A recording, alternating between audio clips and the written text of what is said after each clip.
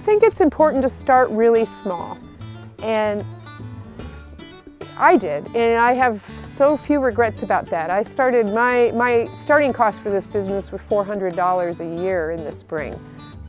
My first greenhouse was our back porch wrapped in plastic.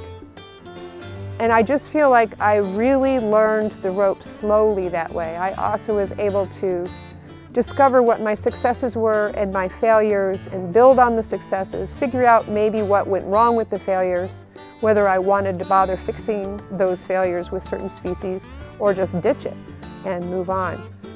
I really encourage people to go work on a farm, to gain experience, to see all the different aspects it takes for farming. This is partly why our farm has been so successful in its first year. We came with experience, even though this is our first season for Sundry Farm.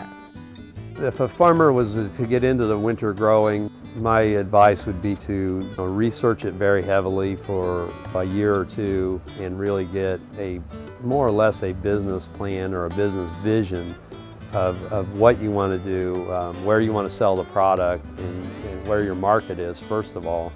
And then secondly, what your cost might be infrastructure-wise.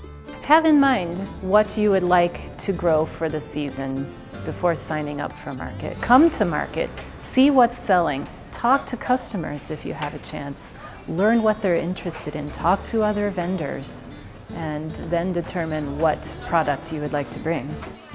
Be patient.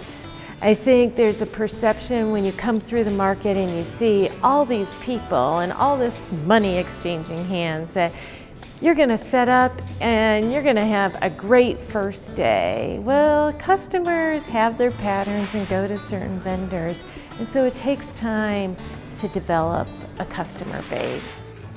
For me, because I'm in a luxury market selling flowers, and our flowers, they're generally the most expensive at a market, I need to know that there's a certain level of income there to support us being there.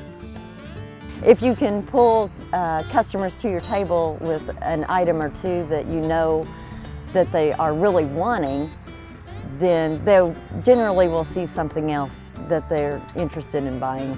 A lot of people like to buy beans and potatoes at the same time, so you're going to put those items together. We will grow things just as an attractant. So many of the customers are looking for the spring onions. It's not a high profit product, but yet when you have a nice pile of beautiful spring onions on your table, a lot of people will come over just for those onions, and then they will see the lettuce that's next to it and go, I'll take some of that lettuce too. Customers really don't buy the last 20%. It's hard to sell the last of anything. So I'll bring more than I expect to sell, just to keep it looking very lush. More advice. Go to conferences. There's so many great farming conferences all over this state, all over this country, and it's incredible what you will learn at a conference, particularly when you're on the learning curve. Your head will swim. Talk to other growers. That's what a conference is really about. You can have all these set seminars, they're very helpful, but talking to other growers is where you really get your money's worth out of a conference. Think of us as a team. Ultimately, yes, it is our responsibility to enforce the rules and to ensure that the market runs smoothly. But we're doing it for the benefit of all the vendors and the customers. Want to work in the most positive way possible.